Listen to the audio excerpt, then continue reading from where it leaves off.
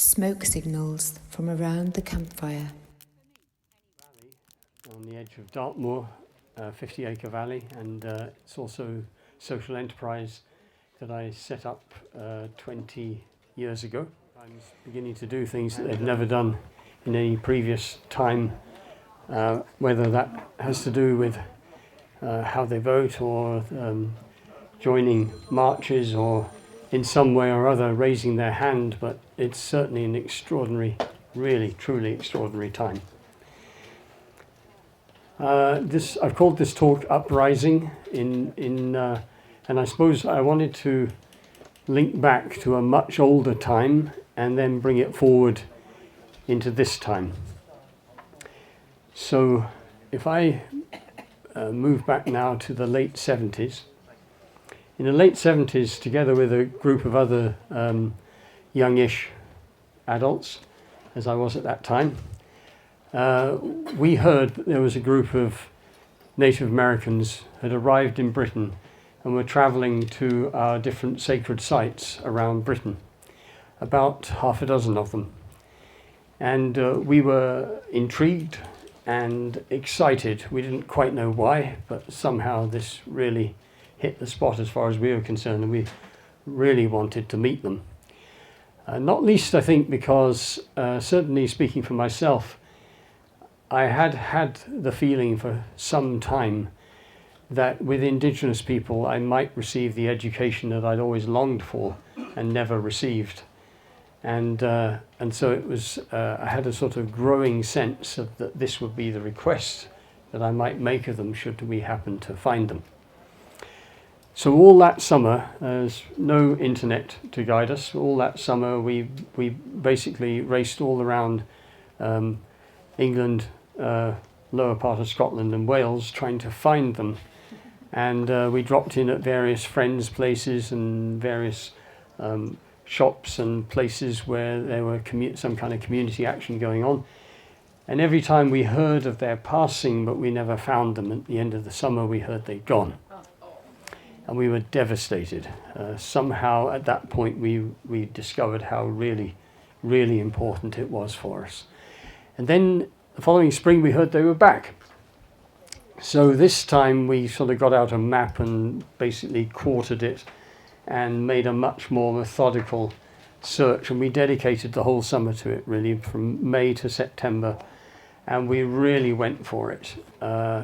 Everything that we possibly could, and at the end of the summer we heard they left, and we were now virtually in tears.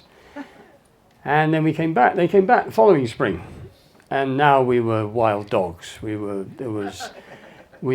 just utterly determined that we would find them, and we did. At the end of that, sometime like in midsummer that summer, we found them. And we asked them why they were visiting our stone circles, sacred sites, ancient sacred places, and they refused to tell us. They said that's too much too soon. So what else? And I sort of blurted out, I said, on the lines that I've just spoken, really, I said, I have this feeling that my life would be thoroughly and entirely enriched learning from you.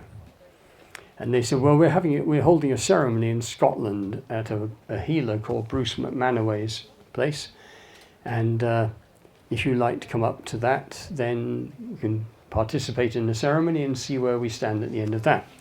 So I called Bruce McManaway, and he said, no, I'm really sorry, it's full. You can't come. And I said, no, you don't understand, Bruce. There's several of us here, and we've been on this for 3 years, and we have to be there. And he said, no, you don't understand, it's full.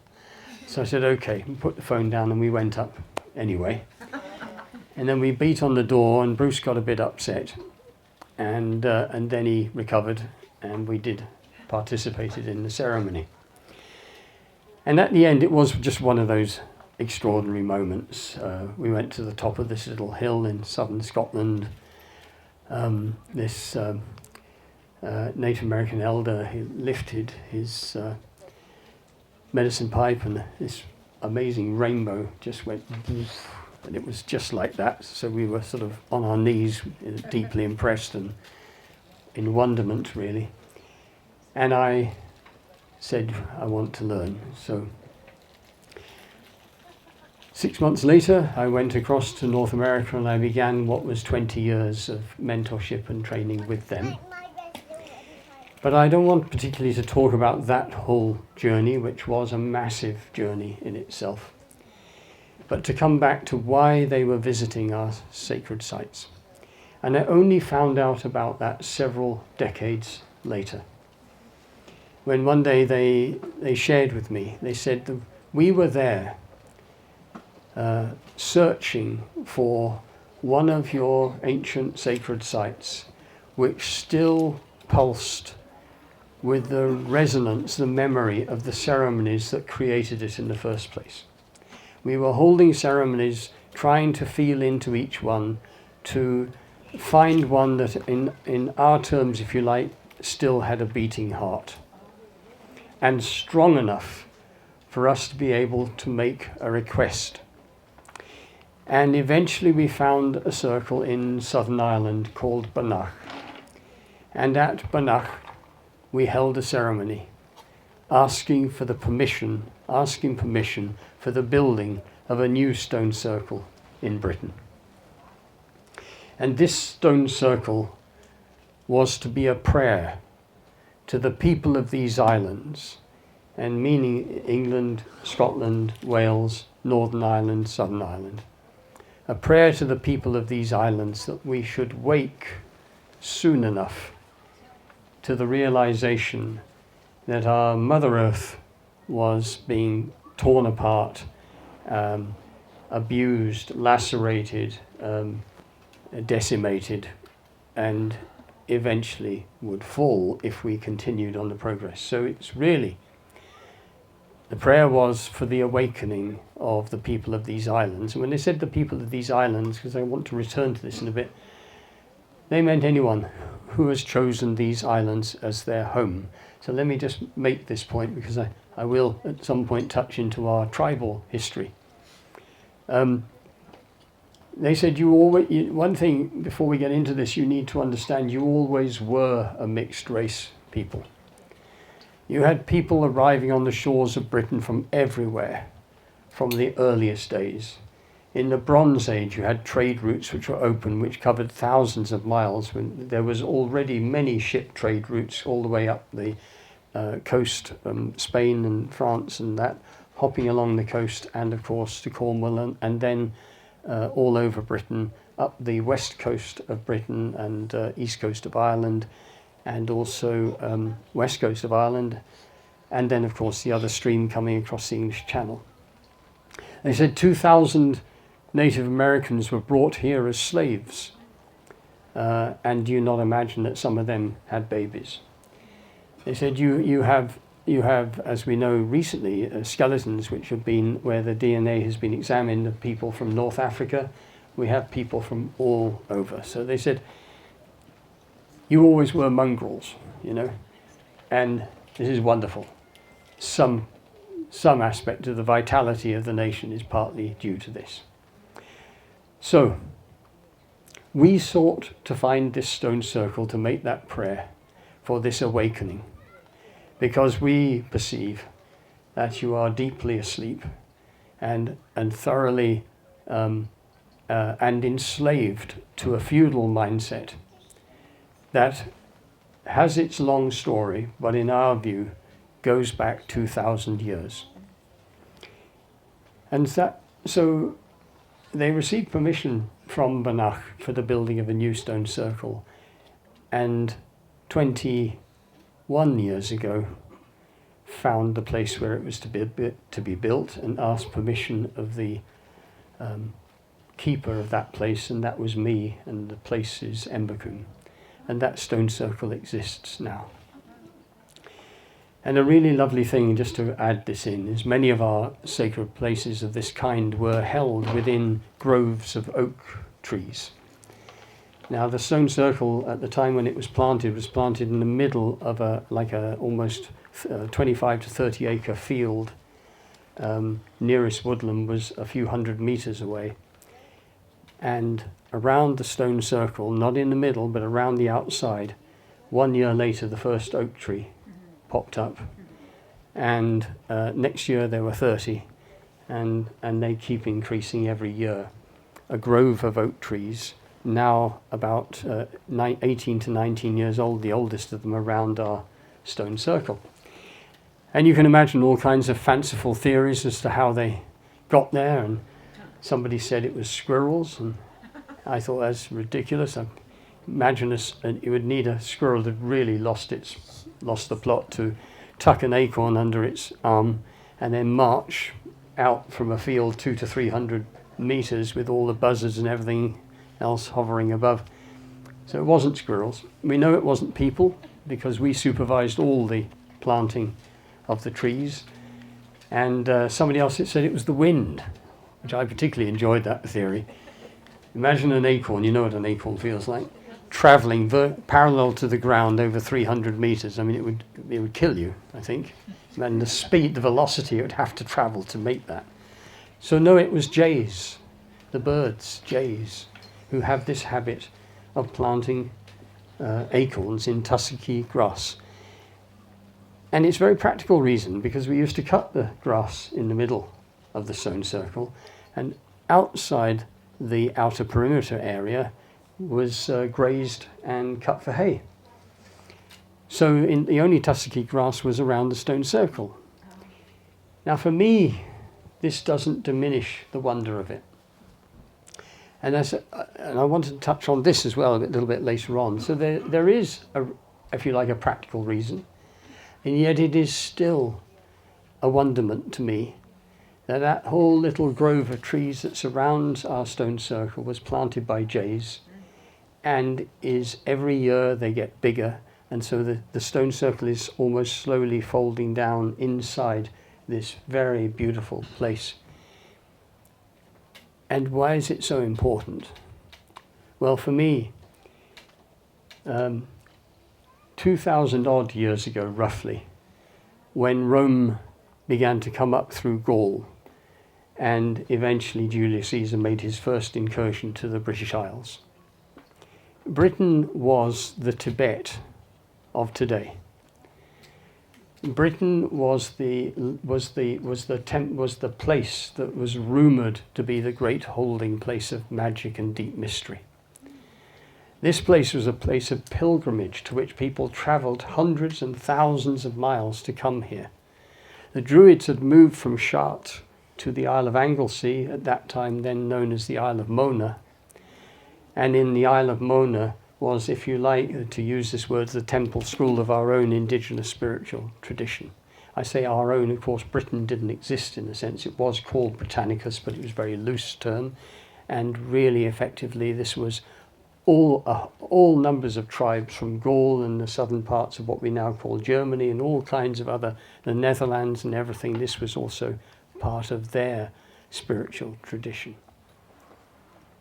Twice the number of legions were in Britain as were anywhere else.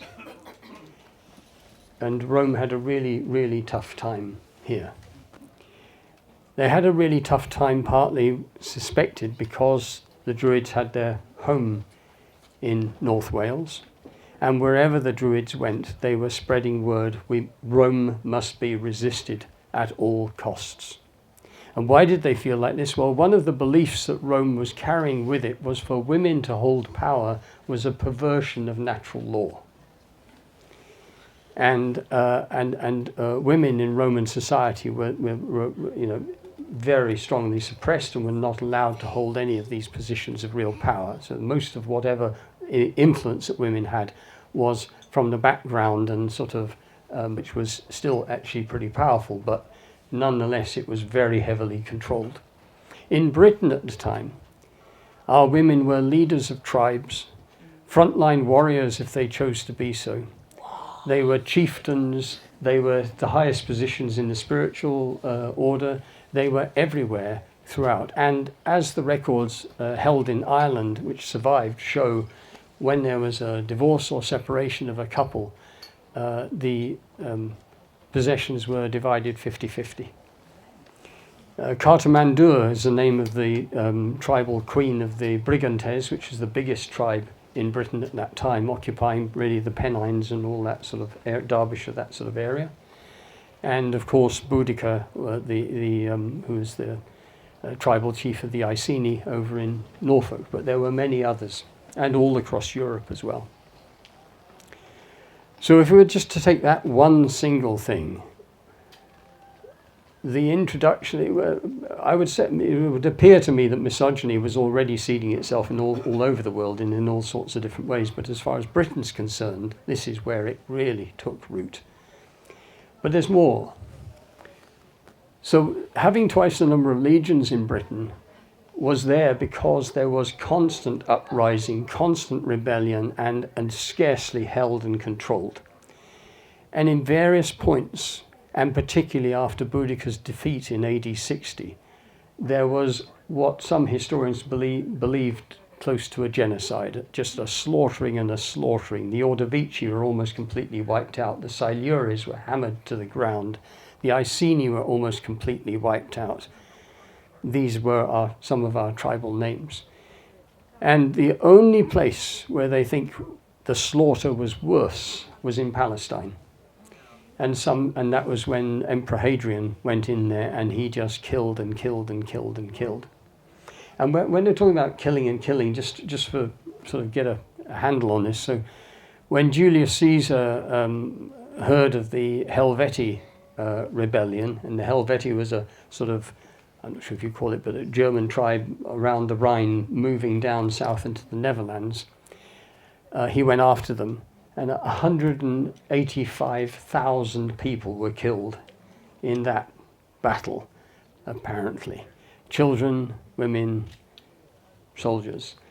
They say Caesar enslaved 1 million people and murdered a million people. That's of his armies. The numbers are mind-boggling. It just goes on and on and on. Incredible slaughter. Some say what happened in Palestine was the whole beginning of the Jewish people's story. The appalling trauma that was visited upon them at that time. But the next worst place was here. And I come to form this theory that at that time in our history, a great lesion was sort of cut its way deep inside the psyche of these islands. And a little like sometimes, because by no means always, but a little like the abused child, we then grew up with this massive wound and later exported exactly what had been visited upon us all around the world. And of course other nations were involved as well, and Spain, the Netherlands and that. But the British, if you like, this was, I guess, famed or infamed for what we did. And of course it still goes on. And in the mentality of Rome, we have basically the mentality now of money, of power, of big business, of the enslavement of people, of seeing the world only as resources to be then used and turned into some form of wealth. So when these Native Americans built this stone circle in Britain, they did so saying, "We believe that you were once an earth-honouring people. At the time when you were the Ordovici, the Coritani, the Iceni, the Trinovantes, the Atrebates, the Dumnonii, the Cornovii, at the time when you were those tribal people, you were famous for your horsemanship. You loved horses. You were famous and famed, and it wasn't the people that were feared, but the medicine, the potency of these islands held people in thrall and in awe. Your roundhouses always had their doorways facing east or southeast, almost 85% facing southeast towards the rising sun, because this is the cosmology within which you lived. You were a people who still understood reverence to nature and gazed in wonderment at the world around you. You were people in modern archaeology, as they analyze the interior of our ancient roundhouses, they're able to posit how they think the inside of these roundhouses was laid out, and it's unbelievably similar to the Native American teepees of the Lakota, Dakota, Nakota, Cheyenne, and people of that kind. So they said even our Inipi ceremony within the Lakota, the Inipi ceremony, the sweat lodge ceremony. In Bourneville, not that long ago, they were exploring the burnt mounds. And these are these mounds of stones which they are discovering dated back 2, 3, 4, 5,000 years ago, which had clearly been heated very, very hot. And they'd always assumed that these were stones which had been used for cooking. But one of the wonders of the technology now is they're able to test this, and they found no evidence of food ever having been in the vicinity of these stones. So in Bourneville, on this particular dig, they began to go out in circles away from the stones. And sure enough, about where the chairs are, they found the small markings of hazel sticks about as thick as my thumb, having been planted in a circle about 8 feet in diameter. And they reconstructed what they thought had been there, and it's like a little sweat lodge. And in the center of this circle, they found a pit with stones that have been very heated. So it appears that the Inipi ceremony, or something very like it, was being practiced here in Britain. There are so many similarities, but you see, in one sense, why shouldn't there be? For we were an indigenous people. We still had the beliefs of an indigenous people, or the world view of an indigenous people. And in that worldview was this love, respect, and reverence for the natural world. And they said, we suspect that you, like all humans, you would have made appalling mistakes, and you would have, perhaps wisdom would have percolated out of these things, and so we believe, and have every reason to believe, given that you had women in those equal positions of power, that you would have had many of the same sort of ways of living as we did. And if you once had it, you could have it again. And from this came this insight, I believe it to be, that underneath the whole movement that we're involved in now, which has, in a sense, has been rumbling and bumbling for so long, people of my generation will know that, in those late 60s and early 70s, we really believed the world was going to change. At that time, I had hair, quite a lot of hair, and long hair. At that time, you saw anybody with long hair, you would wave, you would smile, there would be an immediate recognition. You would know that with any other long hair, you could stay the night. You would know that they would help you out, lend you stuff, do anything for you. It was amazing, the feeling of brother sisterhood, of the sort of being part of this amazing coming of a different kind of way of seeing the world. And then, as we know, along with all the wonders in some ways, that some of the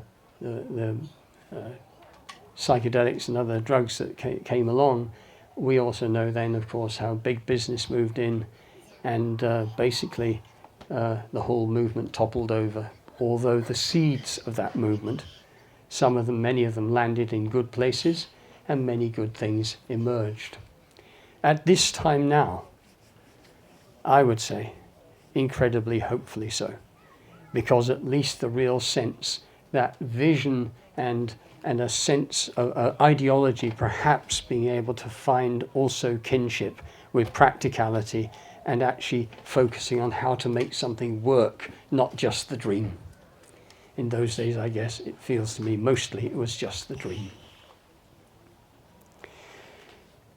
And that's, for me, I feel, as we at Embercombe receive all kinds of people coming to Embercombe, but many of them exhausted, depleted, some of them losing hope, many of them battered from head to toe with striving in different ways to participate and give and in some way try to incubate a new world order in which kindness and gentleness and lovingness and courage and all these things come together to create an education system that might truly educate and serve our young people, where we imagine business, because there's always been trade, there will always be trade, there'll always be some kind of business, but now we imagine business informed by the same values, informed and focused, so that all business, in a sense, becomes social enterprise. You know, we talk about fair trade, but it has always been rather a weird term, because it implies, of course, that everything else is unfair trade, which is pretty bizarre in a way. So imagining business being around something entirely different, which is in service to people. I think that all of these things are underneath previous, was it Brett's talk? You know, in imagining a different way in which our democracy might work. We see even now some pretty amazing things, because I, for my sins, have spent a lot of time in my career now working with large corporates. But I never planned to, and I don't particularly like them, and I have no desire to ever be part of one, and I never have been. But I was the gardener in a leadership development centre in the early 80s, and happened to intervene in a fight between two Sainsbury's executives, and overnight became a management consultant. Set up my UK company, then one in Russia, and then one in Poland. Always thinking to myself, well, perhaps this is the way I could make some money to buy the valley that I would love to have one day, which would inquire and question, what does it mean to be human, and how might we live in a different way? And I did get a few offers from my company, but they never seemed quite proportionate, the amount of blood, sweat and tears that I poured into it. So, and then one day, Lloyd's of London executive who had a small underwriting agency came to me and said, the rest of Lloyd's of London is imploding. People are losing fortunes. We believe that like a phoenix, we're going to rise out of these ashes and make a fortune. When that day comes, we'd like to be able to put our hand on our hearts and say we did it with integrity, with our values intact. Would you work with us? And I said yes. 5 years later, they sold the company to Warren Buffett. And then he came to me and he said, I want to say thank you. Do you have a dream? And I said, yes, I do. When I was 22, I took some LSD and I saw a valley in a vision. I saw this valley where a group of people would live in all kinds of courses, and we'd grow food, and there'd be children, and we would ask questions, what does it mean to be human? And he said, well, what do you need? So he wrote the check that gave us Embecum. And I don't own it. We put it into a charitable trust, but that's where it began. Inside all of these dreams, political dreams, dreams about how we are as a society, our social dreams, our environmental dreams, our dreams of the pride and the wonder of knowing that we are good gardeners, as it were, that everywhere where we have cities, that they are green, that they are beautiful, that nature is welcomed, that our children should be educated in ways that allows them to grow as whole human beings, not just pumped through some kind of machine to serve the economy. All of these things, inside all of these efforts, I would say, it is, whether we like the word particularly or not, but a spiritual impulse to live in a way similar to how we lived that 2,000 odd years ago. And to be honest, it was never perfect. It was not about some idyll that we once lived in. We were always human and stupid. You know, there was always ridiculous things going on, pinching neighbours' horses and all that stuff. Of course there was. But nonetheless, perhaps something that in many ways would feel so much richer. So this is something I just wanted to share with you. It's a perspective that I have on this time. That's that stone circle. Now, if we are to do this, So I have this privilege at the moment. Okay, in a few weeks' time I will go to North America and I'll sit on the advisory board for Danone North America. In a few months' time I will be with Roche, the pharmaceutical company. I've been with Unilever a bunch of times in this last year. I am meeting extraordinary people in those environments, just like I am when I'm visiting community groups, visiting friends of mine in Extinction Rebellion, other friends who are involved in other things, all kinds of different areas. And I have come to the realization, many times actually, that there is exactly the same percentage of wonderful people and bigots within each of these environments. In fact, it was a shocking thing for me in those early 80s when I had my own subcultural group, and we were going hard on all the issues of the day, just like in a sense many of us are now. But I found it pretty hard work, not so much with the people that we were rebelling against, but with our own people. So when I did my first piece of work with the first corporate, which was Marconi Radar and Defense, I went in there thinking, so I'm going in as a leadership coach, but I'm actually on a secret mission to do my utmost to disable these people and completely sap the confidence from inside them so they feel incapable of going back into business. They will hand in their notice. That's my agenda. And when I met them, I met some of the most open-minded, kind, generous people that I met in a long time. And I have to say they compared extremely favorably against the people of my own network, which I found shocking. Now, I didn't change my mind about what I thought about the work that they did, but it did change my mind, or at least begin the process of informing it, that our endless addiction to them and us, our endless need to find enemies against whom we can hate, our endless terminology we use, like the suits, like any other way we can find to demonize and victimize another group in order that we can feel good and pure and righteous and the only good people, is one of the most important factors which is most likely to bring all our hopes and dreams to ruins. And I'm seeing it, I am sad to say, kind of all the time. So I obviously, because I go around giving talks and stuff, I get a lot of emails and sort of stuff arriving. So I've had the 5G people come to me saying and passing to me all kinds of horrific stuff about Extinction Rebellion. I've watched what I can only call the most really revolting video commentary from a 5G perspective on some of Extinction Rebellion people. I have heard somebody for whom, GMO is the big issue, like tear into another one of our groups. I have heard it from all sides coming in every direction, and I've just almost been left speechless because I thought, where is the generosity? Where is the willingness to give the benefit of the doubt? Where is the willingness to actually be truthful and say, I don't know? Because when we sit and listen to all the political debates that have informed the last 3 years, have we almost ever heard somebody say in a debate, wow, that's a good point. I hadn't thought of that. Ah, yes, I think I'll go away and think about that. Have we? I don't think we ever hear it. We witness as people slug against each other, and there is no listening. There is no listening.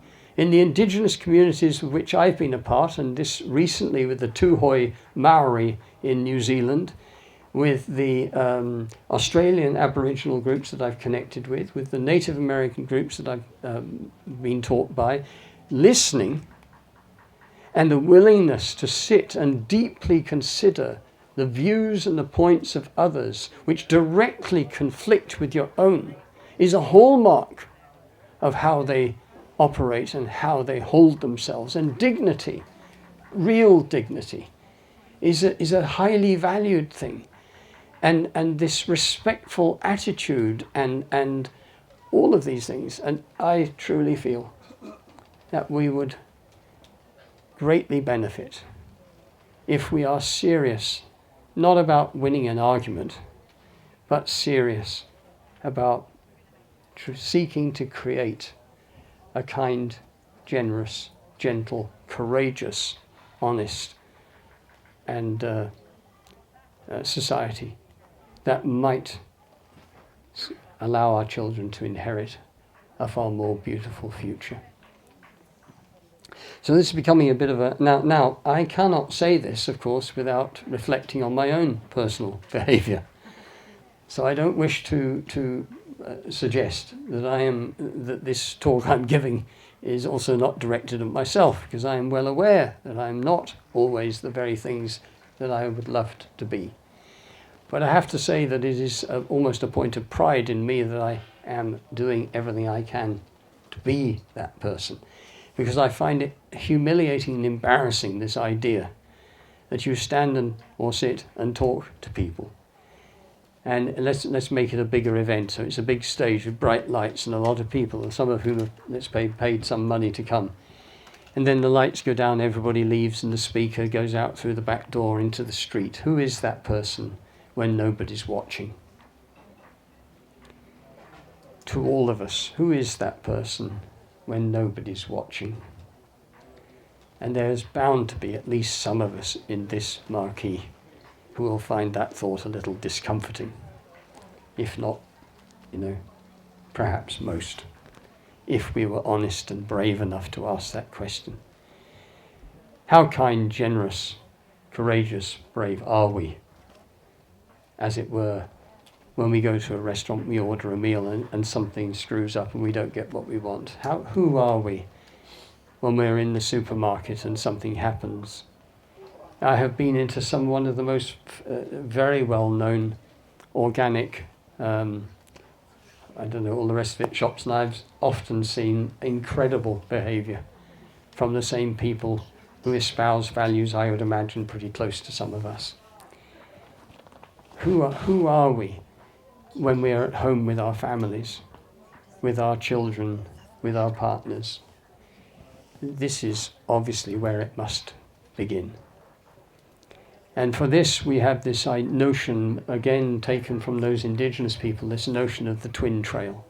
They said we would never trust any leader, any person of influence, if that's a better way of expressing it, who did not walk the twin trail, the inner path of your own self-knowing, self-awareness, self-becoming, self-healing, and the outer path of seeking to have powerful effect in the world. Many times they said people imagine that you do the first bit first, you do the inner path first. But they said our knowledge of the interior landscape of most human beings is that you would need at least several lifetimes to make some real progress on that. So there's no point, you'll never be ready, you'll never be done, you're always work in progress. So you commit to yourself to that, becoming that deeply peaceful person inside. Not just peaceful, also powerful, but peaceful and powerful person inside. Resolved person, if you like. And as soon as you begin this journey, you also start giving attention to how I will have effect in the world. And it is incredible. When you begin to do real inquiry with people, how many people feel that they have nothing to give? And answer the question with something like, who, me? Well, I'm not particularly fluent, I'm not particularly gifted, I'm not particularly educated, I don't have money, I'm this, I'm that, all these things as they diminish themselves. And those that don't do that,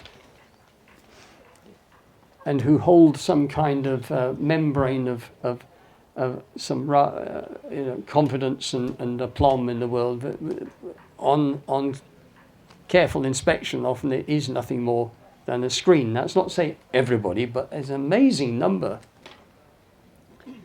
The thing is, I think there is a wonderful thing when you just say, I'll never be ready, it's hopeless, it's pointless.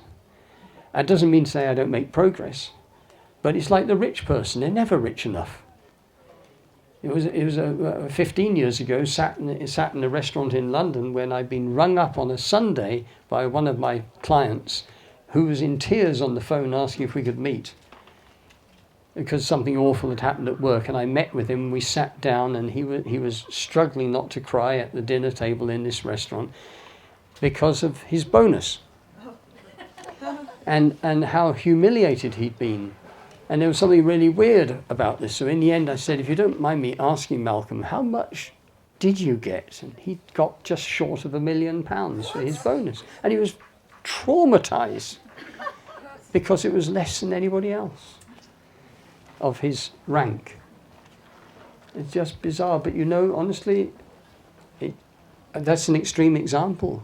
But it doesn't take much to find similar examples for more ordinary, in a sense, people with more ordinary incomes and more ordinary situation. So this notion of the twin trail of having effect. So just to give a real lovely example, I at this rather late stage in my life have a 2.5-year-old son, and so we're in Sainsbury's at some point, and we're looking along at the various people on the cash points to check out. And I said to him, who do you think we should go and check our stuff out with? So he looks along and he points out this woman. And so we go to her. And I'm asking myself, I wonder why he picked her out, because he was really focusing and looking. And we went through the checkout. And every time now we always go through the same checkout if we can. We always go to the same woman if she's on shift.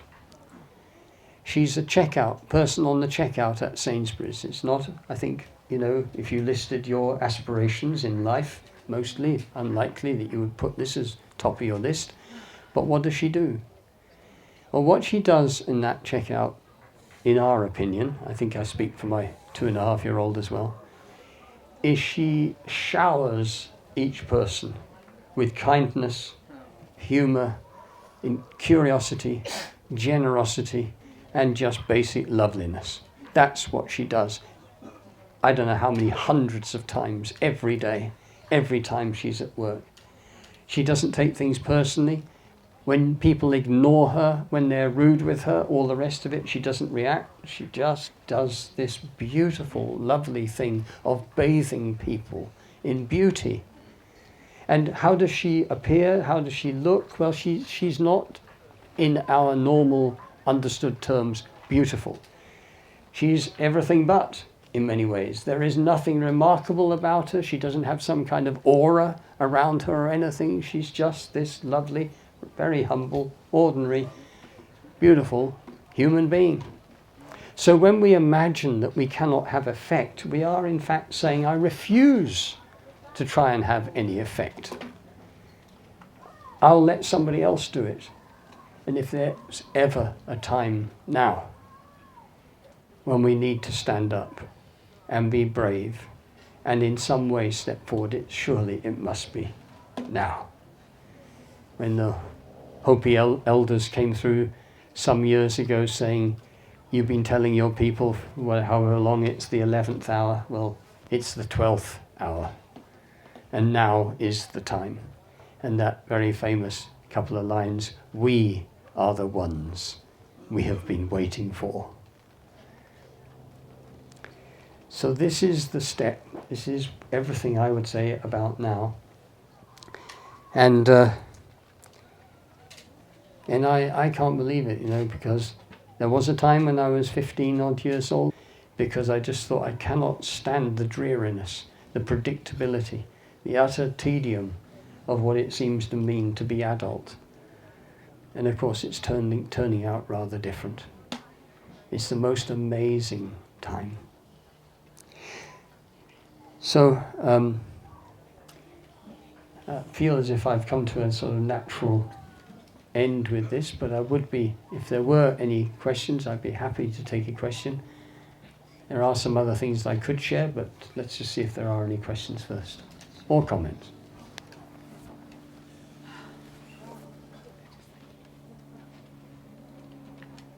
Yeah. I'm not going to bother trying to frame it. I'm just going to say what's in my head. How do you reconcile or bring together the holding people or, you know, organisations or governments or anything to account, but in a way that is kind? How does that happen? Yeah. So if I can just use the Vodafone for an example. I mean, this team from Vodafone, they're the people who are organising this whole thing, the Internet of Things. I don't know how many of you that phrase is, you're familiar with it, but basically this is the technologies that are going to enter our homes in every single aspect of our lives, are probably fed by 5G and things of that kind and all the rest of it, and have the possibility to be utterly frivolous and unnecessary. So all the things like you're coming down the stairs of the office and your car will start up before you arrive, the heat warmer will begin, you know, it will arrange itself in whatever ways you want, and then you'll get in it and then it'll do these things. Before you get home, the central heating will have started, you know, and everything will be doing all this, and the kettle will boil just in time for you to whatever. And yes. We go with all these sensors and things, because these are actually spying things for, like we were getting about in surveillance capitalism earlier on. And with Vodafone, they don't actually pay any tax. Right. They've got this massive tax break that goes through. Yeah, I don't want to lose. In the middle of austerity. Yes, absolutely. I don't want to lose track of the question though. So you've got this frivolous end of it, and then there is the potential for some extraordinarily helpful things in hospitals and other places of kind where it could really help. So here I am with this team of people, and now, what is the? I hold views about, and I have opinions about what they're doing. But what is going to have the greatest likelihood to have some effect with them?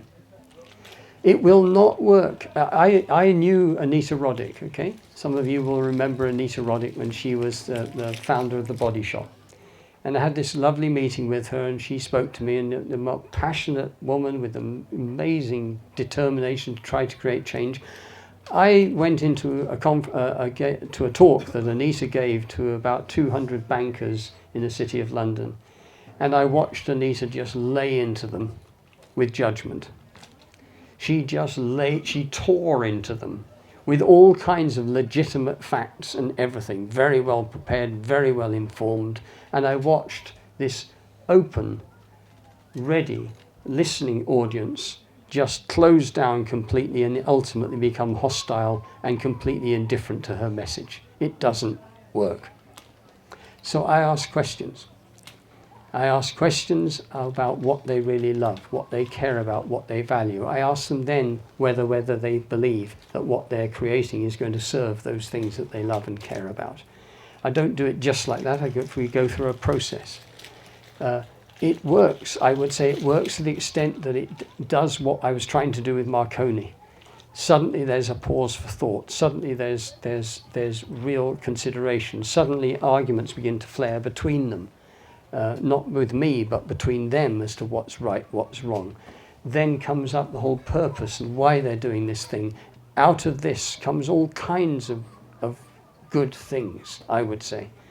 I don't inflate my effect to the point that believing that I'm going to sort of create some miracle thing where they will stop doing everything that I don't like. But I do know that as a result of that interaction together with other colleagues and doing other things, that there is now serious questioning going on about what they had assumed before would be the nature of their business. And that feels worthwhile. But so I prefer to go in there in consideration of my own inconsistencies rather than focusing on theirs. Yeah, because it just doesn't work. And I would like to have effect. And I would say that's the same thing with all that I was trying to speak about earlier. is there will be very good reasons to be, let's say, terrified of the whole GMO question or the 5G question or different things, or critical of Extinction Rebellion for certain places. There may be very, very fine things, but ultimately beating someone over the head with a sledgehammer is unlikely to create this listening partnership and this learning partnership and this willingness to shift.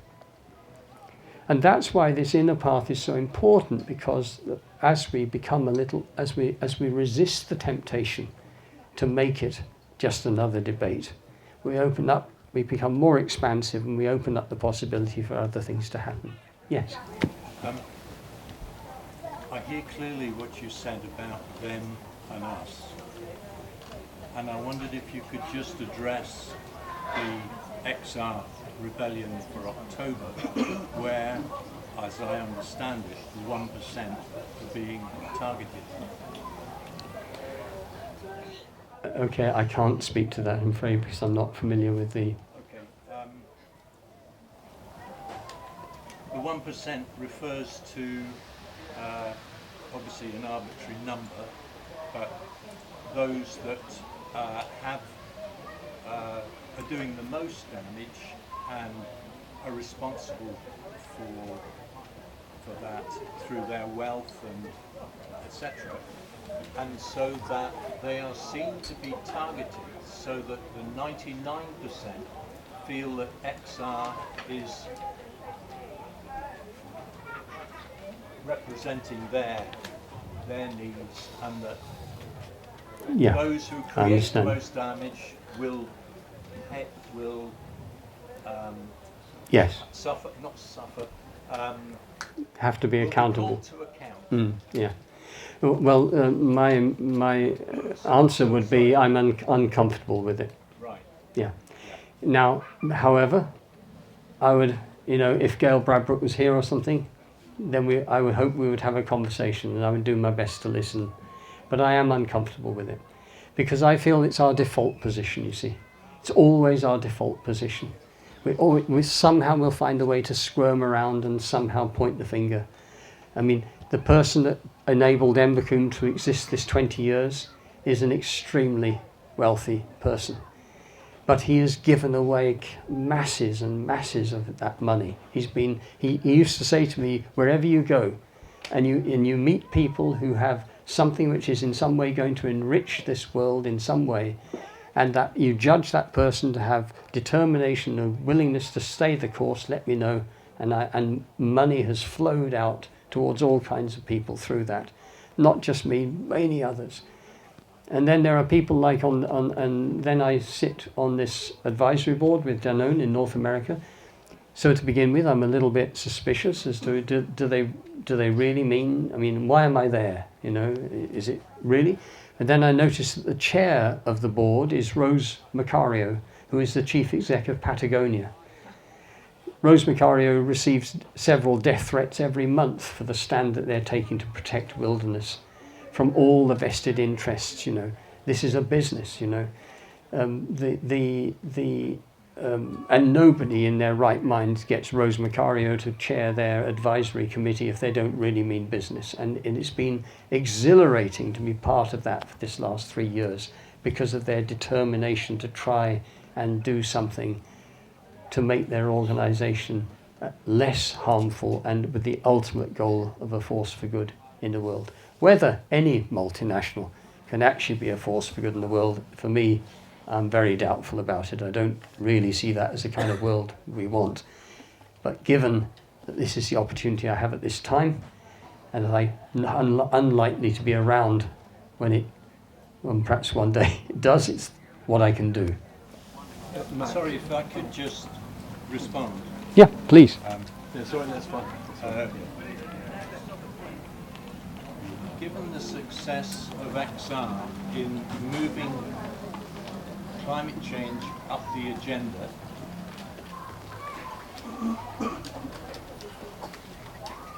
and its intention to try to take it further as a process, the rebellion. Is it worth it? Well, you see, I said I'm uncomfortable with it. That doesn't mean to say that I won't still pitch in, and I will, and I am.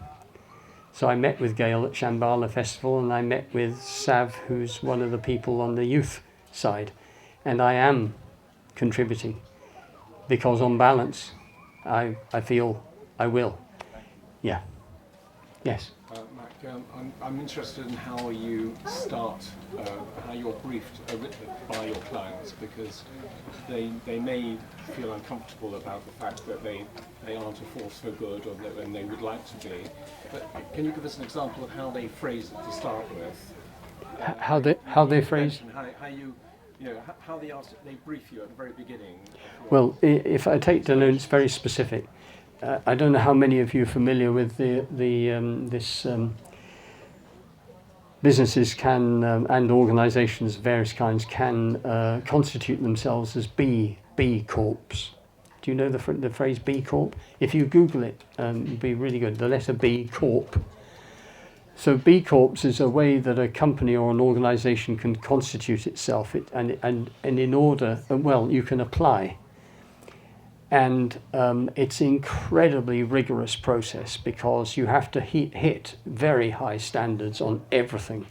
So how you, in Danone's course, the farms, how they farm, the method of farming, any kind of chemical inputs, pesticides, insecticides, or herbicides, all these different things, how people are treated, all kinds of, it just goes in through across the whole board. As a result, most B Corps are very small businesses because it's so hard to get this standard. It's generally reckoned at the moment to be pretty much the highest standard of welfare and good practice that is across the whole business thing. Patagonia is one of the world's biggest B Corps, for instance. And Patagonia has a very high score, one of the highest scores, I believe. Particularly for an organisation of its size. So Danone, whereas those of you in the know will know that Unilever has been making a lot of noise about trying to be a force for good in the world, and Danone has hardly spoken about it but been busy getting on with it. So at this moment in time, about 45% of Danone's businesses around the world are B Corps. And North America set itself the goal to become a B Corp, and that's why they set up the advisory committee. And so they said, and their chief exec, when she gave her opening address, said, we believe that in a relatively few years to come, young people will not believe, jaws will be on the floor to believe that an organizations only existed for profit, growth and shareholder value. And we wish to become, this is what we wish, and we want the advisory board to help us do that. And they became a B Corp 1 year later, having 180 people working on it full time all through the year. They became a B Corp. This has massive implications for them cost-wise. So they're putting hundreds of thousands into Cornell University about regenerative agriculture, all kinds of other things everywhere. And of course they are besieged by criticism, because as soon as you raise your hand, whether it's baby food and formula and all these other things, you will get massive criticism. But sitting there with that team, watching how they deal with it, is nothing less than inspiring for me, because I see gifted, talented, resourced people applying everything. They just keep taking another chunk. And meeting with Emmanuel Faber, who's the chief executive of Danone overall, was also rather special, because I realized, I felt really comfortable being with him and in that place. So again, it felt really good to me.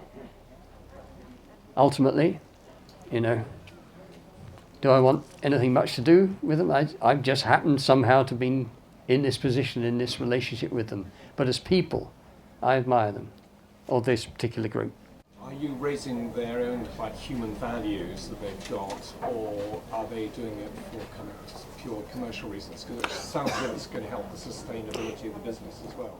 Yes, in a new world. they're definitely not doing it for purely commercial reasons. I would say they are definitely doing it because they believe that business has to fundamentally change.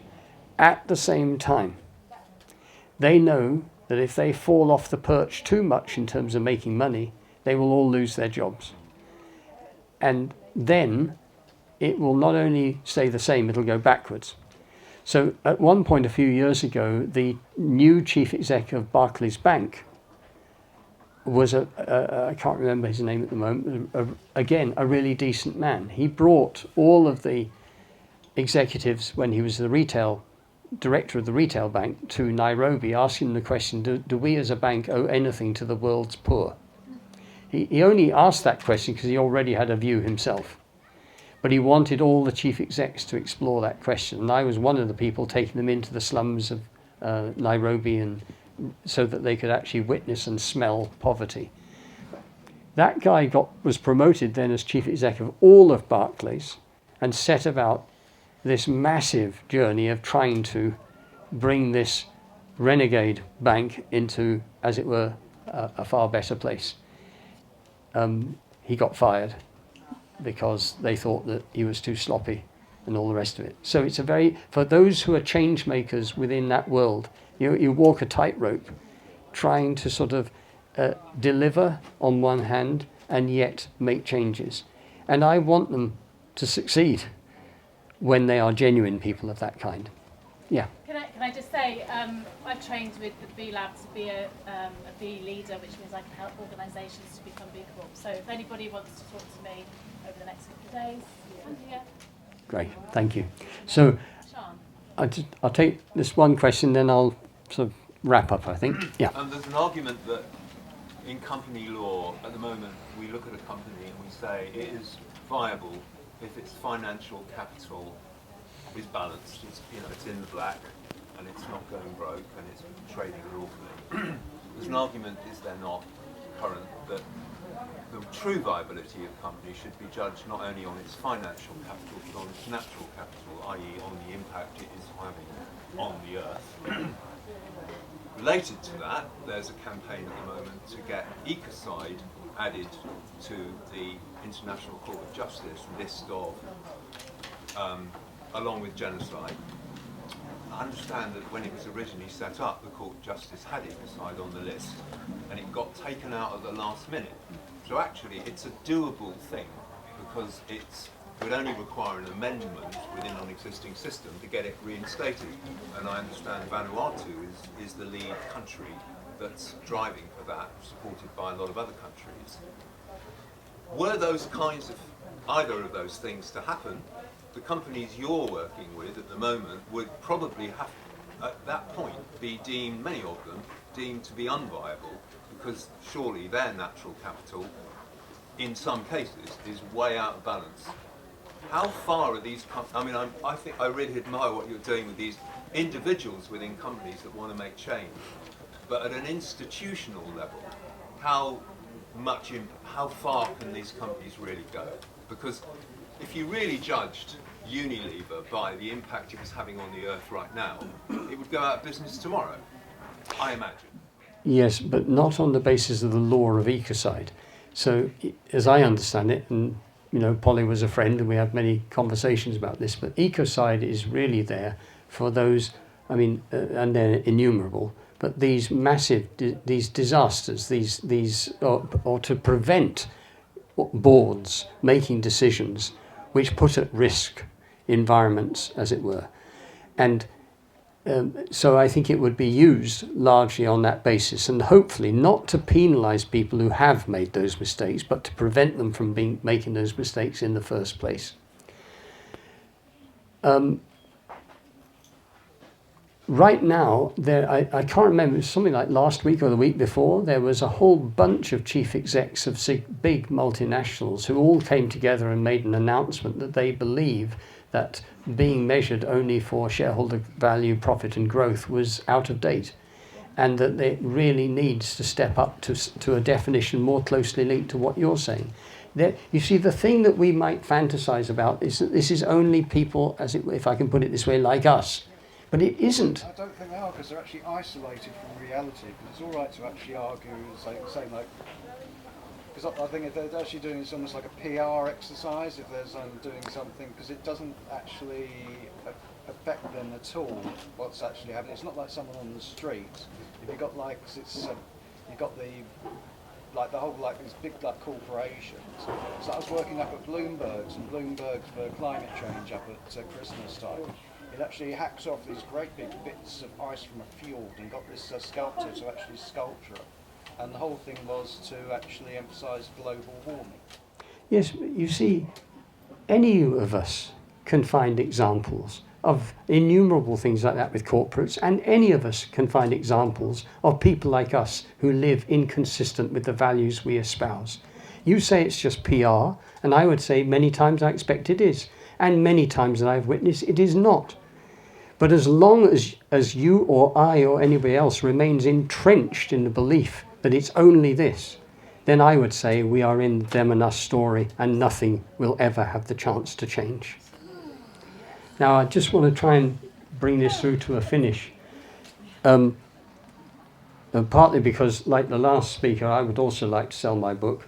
So it's best to be honest about this. But part of the world that I occupy now, though, is still in the ceremony, or rather, let me just begin it this way. As Native Americans said to me a long time ago, they said, "Mac, we're really sorry, but you're a Brit. You're not Native American. Worse than that, you're English. Okay, we see that pisses you off, so we'll call you English." You know?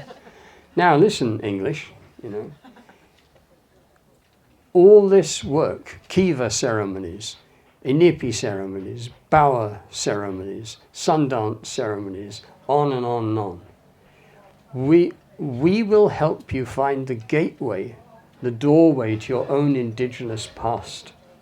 But you cannot walk this path. You have to walk your own.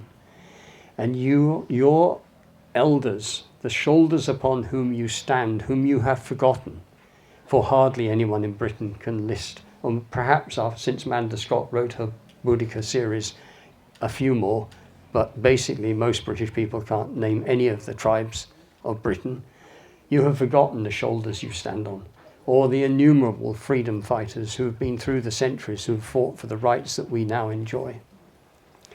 You need to extend a hand back into the past, clasp that hand, and then live in the now and begin to explore how we could create and develop and build, if I can use this word, a spiritual orientation to living at its core of what is spiritual. So they would say, what does that mean? That means children.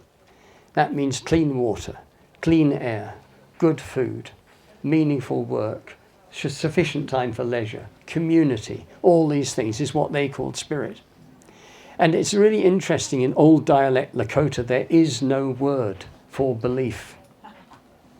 No Lakota ever believed in anything. For they had nothing to believe in, they lived in it. It was the reality and the truth that they lived in.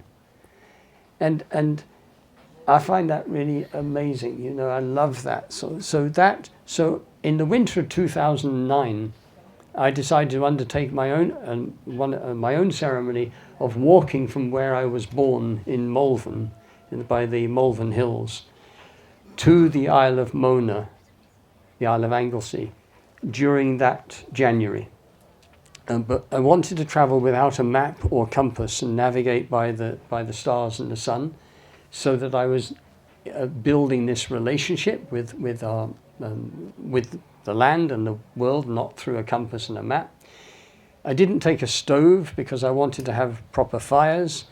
I didn't take a tent because I wanted to be underneath the sky and close with it. And so I went to a local store getting a sleeping bag because my old one didn't feel like it was up to it. And I said, what do I need for a sleeping bag in the winter in Wales? And the guy said, well, it won't go worse than -8, so this should do. So I said, thank you. That winter it went down to -15. And that was it was like walking through this frigid dream of ice and snow.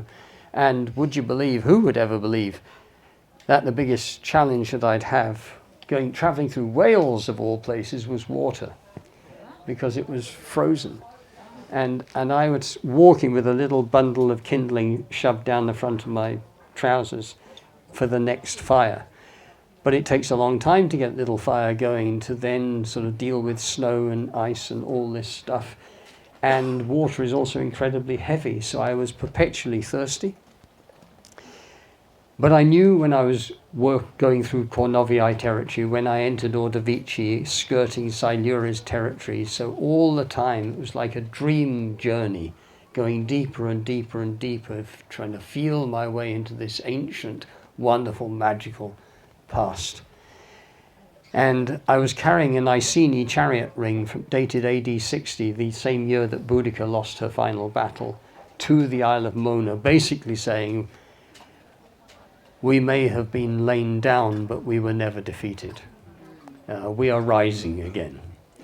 And we are linking hands backwards in time, but we're not seeking to live in the past, because we choose to live in the present and be our own people as we are.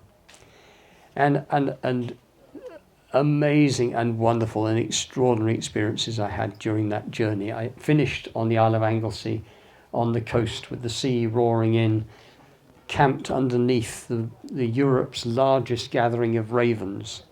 And ravens, according to the people that taught me, are the teachers of natural law. So I knew that they were there before I started the journey. So from my point of view, I was attending a council meeting on the teachers of natural law. So I wanted to camp underneath them and sleep underneath them. And apart from dodging the odd shit, sort of basically seek to be informed by them. And it was amazing. Not least were the people that I met. The generosity, the kindness, the amazing openness of people that I met all the way along the journey. Because I'd imagined it as a journey going deep into nature, but in fact, it was deep into humanity as well. And I'm innumerable stories, but just one case, I arrived at this farmhouse. It was 10 at night. I was desperately thirsty. It was frigid with cold. I couldn't find any water, and I thought, I'll beat on this farmhouse door and I'll ask if I could fill my flask with water. So I knock on the door, I hear footsteps, the door opens, light blazes out of the doorway, and there's this woman stood there with this enormous head of blonde hair with the light streaming through it, and I felt like just collapsing to my knees, really. And she says, hello, my dear, what can I do for you? And I said, well, if you don't mind, I'm very thirsty. Could I fill my flask with water? And she peered at me and she said, you look like you could do with a lot more than just a glass of water. So why don't you come in? So I came in. She says, move over, Grandma. And there's this very ancient old lady sat on a very small settee. So Grandma budges over, I slot in. And on the TV screen is Paul Schofield's King Lear, his rendition of King Lear, who some people of one generation would know that he was a very amazingly fine Shakespearean actor. And King Lear, of course, Lear goes mad, and we're at the point in the film when he is completely lost it. So Lear is just raving on the TV, and Grandma sat next to me, and she turns to me, and I'm just 5 seconds into the house waiting for my cup of tea. And she says, Mac, what do you think?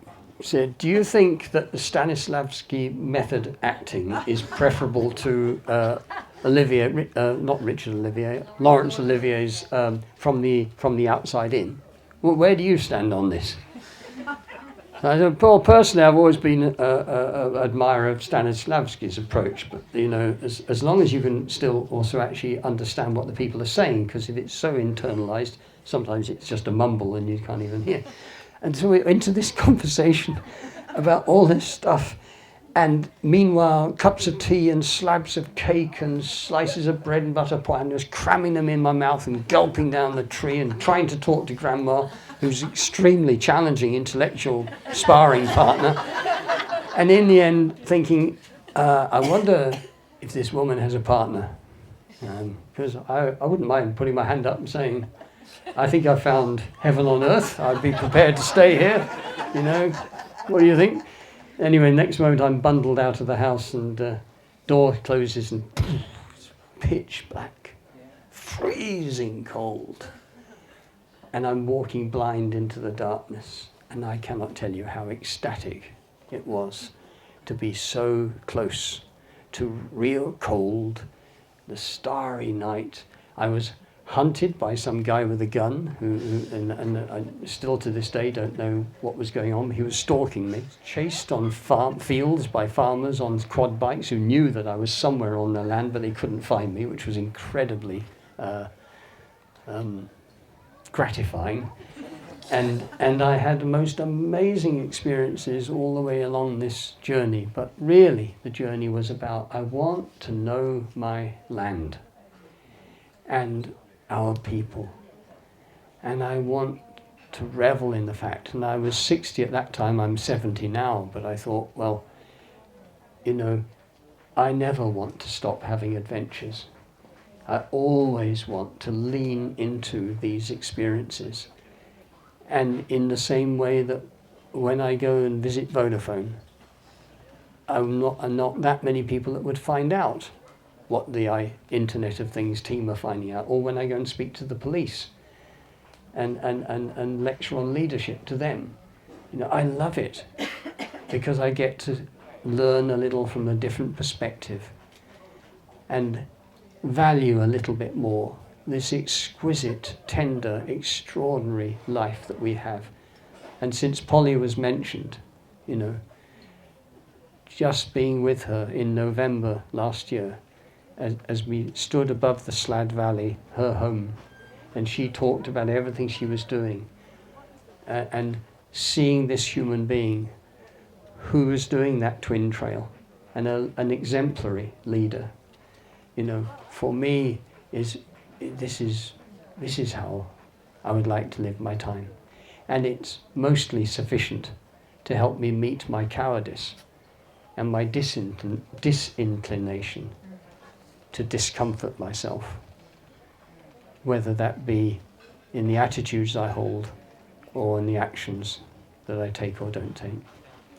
So if any of you are interested in the book, it's here at this event. It's going for the rock bottom price of £10. But whether or not you buy the book or ever come to Embercombe,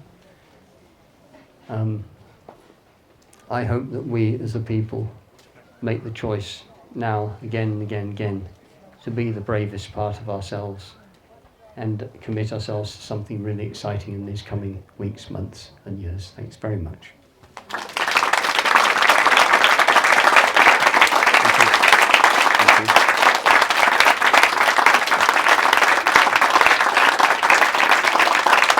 Thank you.